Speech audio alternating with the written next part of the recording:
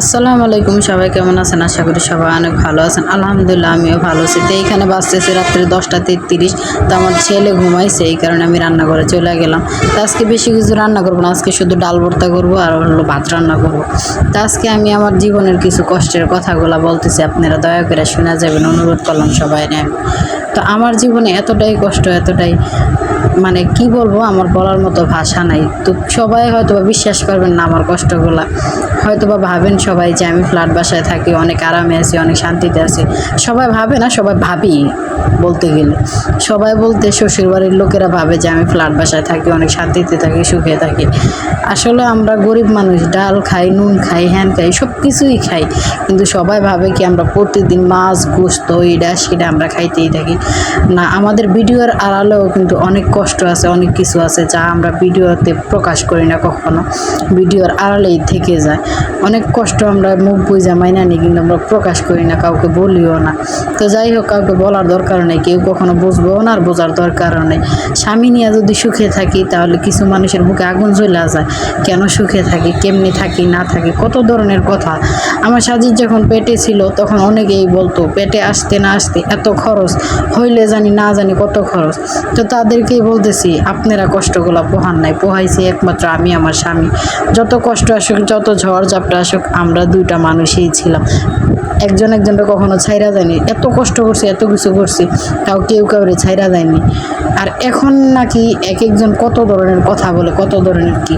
দেখেন, মানুষের সফলতা আসতে বেশি দিন লাগে না, কোন সময় কোন দিন আইসা পড়বো কেউ কোনো দিন বলতে পারে না। বড় লোক গরিব হইতে সময় লাগে না, গরিব বড় লোক হইতে সময় লাগে না, সব হইলো আল্লাহ পাকের ইশারা। তো আজকে যাই হোক, আমার কথাগুলো শুনে হয়তো আপনাদের অনেক খারাপ লাগে। আমার কিছু কথা না বললেই নয়, আমি সব কিছু শেয়ার করতে পারি না, এটাও হলো আমার ব্যর্থতা।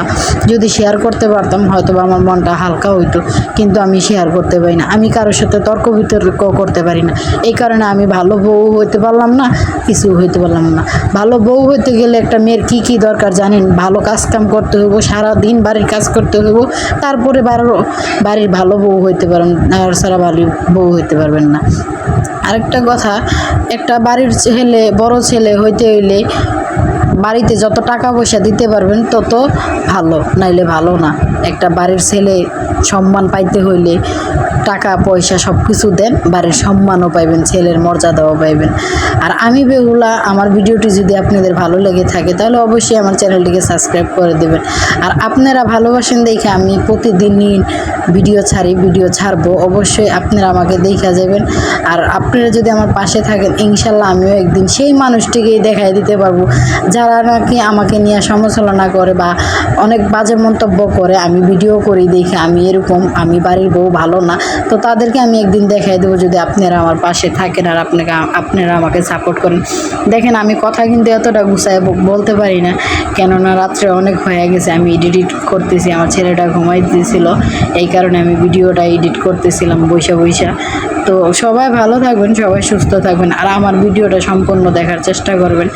আর আমি কখনো ভালো হইতে পারবো না, কেননা আমি বাড়ির কোনো কাজকাম করতে পারি না, আমি অলস, আমি এই সেই। আমার বাপ হলো জমিদার, অনেক কিছুই, আমি আর কিছু বলতে চাইও না, কেননা আমার বাপ জমিদার দেখেই তো আমার স্বামী কাজ করে খাইতেছে। যদি আমার বাপে জমিদার থাকতো তাহলে তো আমার স্বামীও বৈশা খাইতো, আমিও বৈশা খাইতাম। তাহলে না, আমার স্বামী যদি, আমার বাবা কোটিপতি না দেখেই তো আমার স্বামী আজকে মানুষের কামলা দিয়া খায়।